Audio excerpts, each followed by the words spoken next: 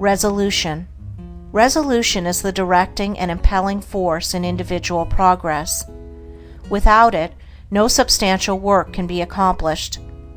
Not until a man brings resolution to bear upon his life does he consciously and rapidly develop, for a life without resolution is a life without aims, and a life without aims is a drifting and unstable thing. Resolution may, of course, be linked to downward tendencies, but it is more usually the companion of noble aims and lofty ideals, and I am dealing with it in this, its highest use and application. When a man makes a resolution, it means that he is dissatisfied with his condition, and is commencing to take himself in hand with a view in producing a better piece of workmanship out of the mental materials of which his character and life are composed. And insofar as he is true to his resolution, he will succeed in accomplishing his purpose. The vows of the saintly once are holy resolutions directed towards some victory over self, and the beautiful achievements of holy men and the glorious conquests of the divine teachers were rendered possible and actual by the pursuit of unswerving resolution. To arrive at the fixed determination, to walk a higher path than hithertofore, although it reveals the great difficulties which have to be surmounted, it yet makes possible the treading of that path and illuminates its dark places with the golden halo of success. The true resolution is the crisis of long thought, protracted struggle, or fervent but unsatisfied aspiration. It is no light thing, no whimsical impulse or vague desire, but a solemn and irrevocable determination not to rest nor cease from effort until the high purpose which is held in view is fully accomplished. Half-hearted and premature resolution is no resolution at all, and it is shattered by the first difficulty. A man should be slow to form a resolution. He should searchingly examine his position and take into consideration every circumstance and difficulty connected with his decision, and should be fully prepared to meet them. He should be sure that he completely understands the nature of his resolution, that his mind is finally made up, and that he is without fear and doubt in the matter. With the mind thus prepared, the resolution that is formed will not be departed from, and by the aid of it a man will, in due time, accomplish his strong purpose. Hasty resolutions are futile. The mind must be fortified to endure. Immediately, the resolution to walk a higher path is made, temptation and trial begin. Men have found that no sooner have they decided to lead a truer and nobler life than they have been overwhelmed with such a torrent of new temptations and difficulties as to make their position almost unendurable, and many men, because of this, relinquish their resolution.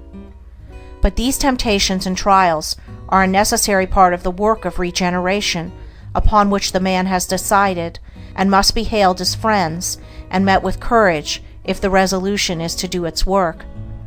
For what is the real nature of a resolution? Is it not the sudden checking of a particular stream of conduct and the endeavor to open up an entirely new channel? Think of an engineer who decides to turn the course of a powerfully running stream or river in another direction. He must first cut out his new channel, and must take every precaution to avoid failure in the carrying out of his undertaking.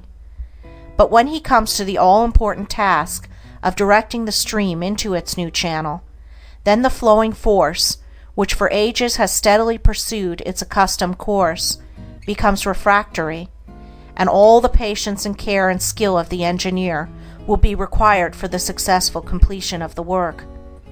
It is even so with the man who determines to turn his course of conduct in another and higher direction. Having prepared his mind, which is the cutting of a new channel, he then proceeds to the work of redirecting his mental forces, which have hitherto flowed on uninterruptedly, into the new course.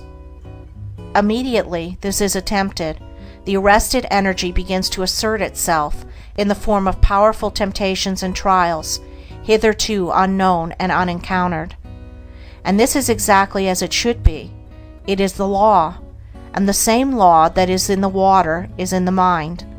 No man can improve upon the established law of things, but he can learn to understand the law instead of complaining and wishing things were different.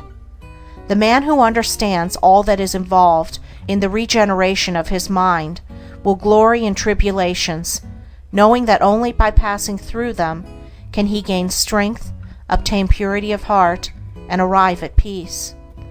And as the engineer at last, perhaps after many mistakes and failures, succeeds in getting the stream to flow on peacefully in the broader and better channel, and the turbulence of the water is spent, and all dams can be removed, so the man of resolution at last succeeds in directing his thoughts and acts into the better and nobler way to which he aspires, and temptations and trials give place to steadfast strength and settled peace.